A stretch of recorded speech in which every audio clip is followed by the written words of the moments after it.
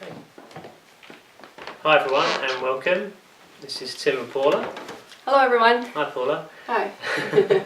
So today we're going to be talking about love, just that little subject, and just what it means in a deeper sense, and going a bit deeper than what I think out there in the world we're taught love is, and certainly from a child, what we're taught love means. Absolutely, yes, because when we're growing up we're taught that love has many levels to it. There's love of our parents, there's conditional love, there's we're taught to put people on pedestals and to judge other people. Yeah, absolutely, absolutely. So we get all this programming about what love is when we grow up, and it seems like the most important thing, and it's quite timely as we talk about this as the lights go off and on. So it's obviously quite a powerful subject. So so we get all this programming, right? All of us, or nearly all of us, because of society and just how our parents are programmed, and so we grow up believing all of this, and it's programmed deep inside us, to the extent that it becomes a part of who we are, right? Absolutely. And how are we to know any different? Yeah. Because as a child, we're just taught what our parents taught us, and they're teaching us what their parents told them. Yeah. And that's what we're brought to believe. But as we grow older and we realize, hey, this really isn't working, so what is love? Yeah, absolutely. So, as you were saying, we kind of try this out, don't we? It's what we're taught, and then we go out there into the world looking for this love with another person, right? We have all the programming about, fairy tales, happy ever after, 2.4 kids, house, car, all of these kind of defaults, these presets that we're given. And then we get to a certain age and actually we realise that in nearly all cases, not in all, but in nearly all, hey, this actually isn't working. This isn't making me happy.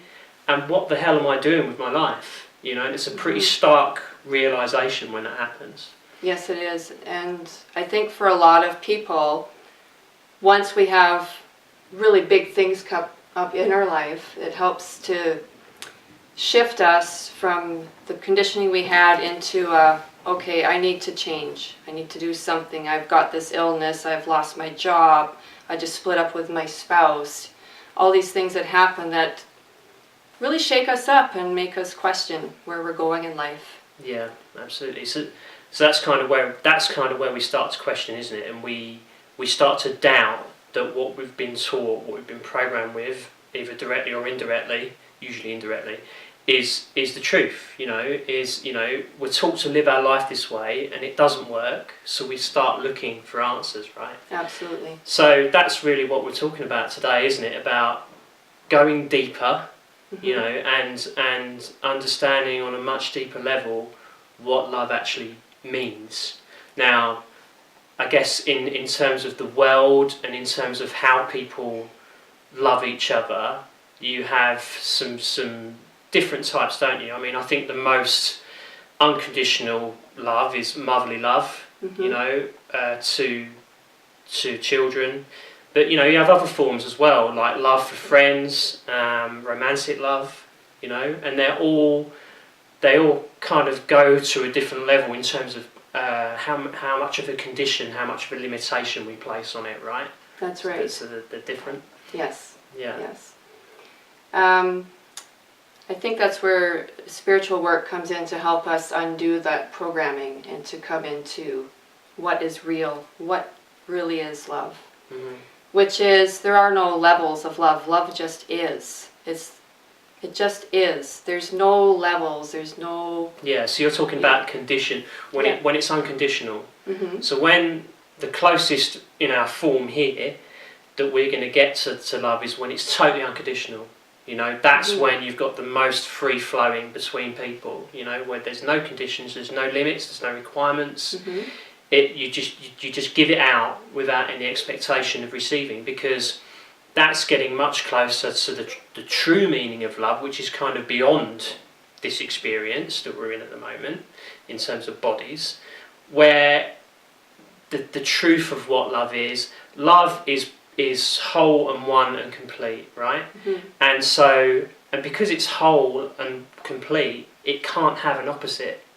So when we try and replicate love in the human world here, we can only get so close, because nearly always we attach these conditions and these limits. So that's a very important point to get to, isn't it? Is the understanding that as soon as we apply a limit or a condition or a control on what we think our loving connection is with somebody else, that's when it stops being unconditional, right? And as soon as you limit that flow of love, that's when fear creeps in, and from fear you get all of these other negative experiences that all of us experience, right? Right, that's right. The Course in Miracles teaches that when we value someone or make them special, and that we accept them conditionally, we expect them to do certain things, that's not really love. It's love is really seeing everyone and everything as it is, without judging, without putting labels on it, without putting conditions. Yeah. That's what it truly is, absolutely. Go on. Yeah, it's that state of being coming from the heart, and just feeling that joy, of experiencing everything as oneness, as unity, connection. Yeah, so it's unlimited, right? Yes. And as is in both our experiences over time in our lives, and for everybody else out there, what are most people doing out there when they think of love? When they think of loving, whether it's romantically or even with a child, I love you as long as. Yes. I love you, but with this condition. Even with children, even with children. I mean, there would be some people that would say, and I'm not a mother, so I can't personally vouch for this, but I've talked to lots of mums who would agree with this, is that even with that real sense of deep love that you have for a child, it's, you go through 20 years of bringing up a child, you're not going to be unconditionally loving that child the whole time, right? There will always be a limit as to how far we can go, yeah?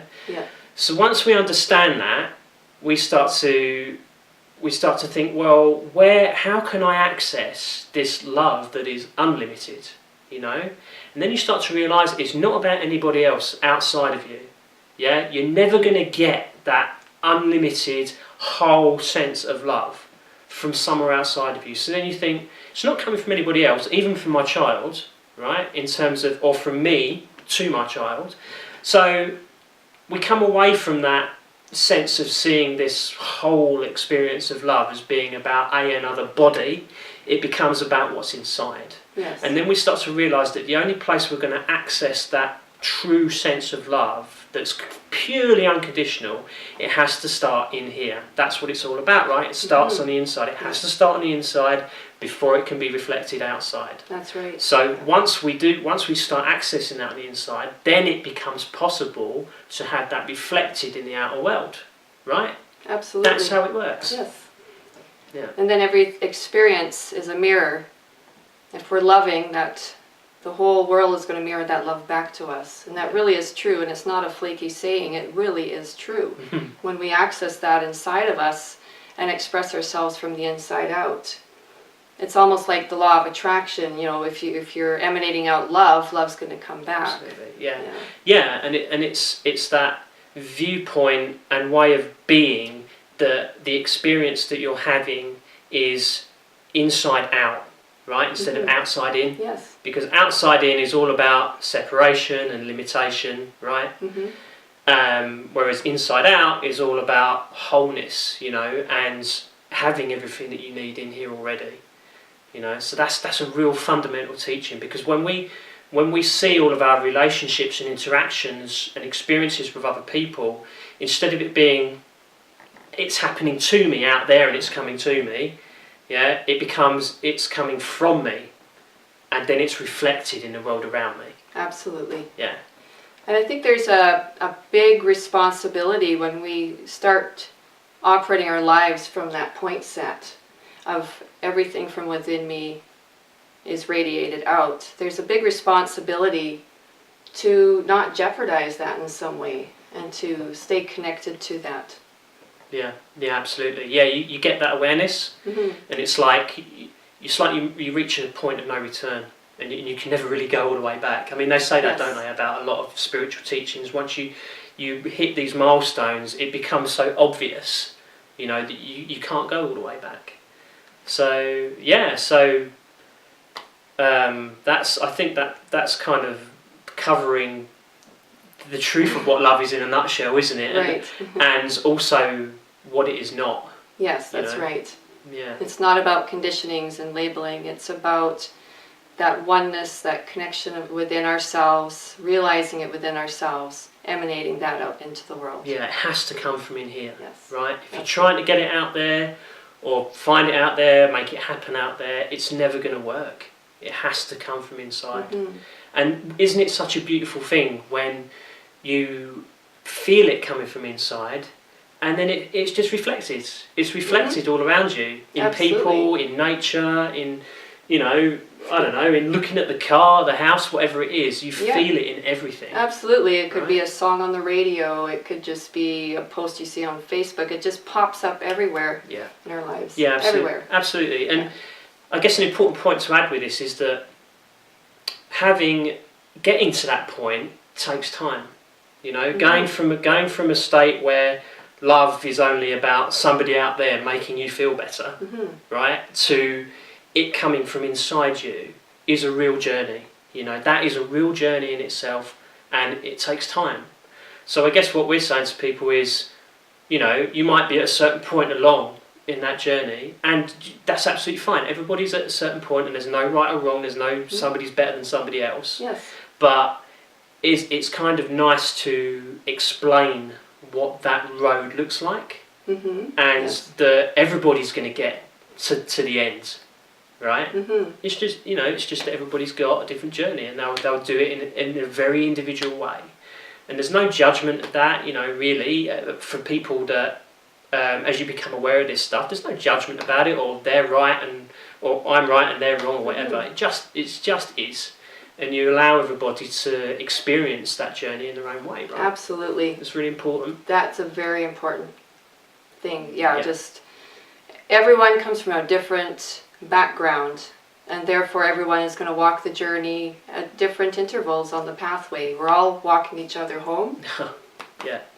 We're all on the journey back to love, back to atonement, and it's okay wherever we're at, as long as our intention stays there. And I would bet you that anyone who started on this journey has no intention of going backwards. Keep going forward. Absolutely, because that's where we're all headed, aren't we? We're all headed home. We're all headed back. Return to Love, a great book. And it's saying what we're saying pretty much. And that is the journey. But a really good subject to talk about. And I'm glad we got to do it. Me too. Yes, thank you. Thank you. Thank you. Okay, thanks everybody. That was Tim and Paula, and we shall see you again very soon.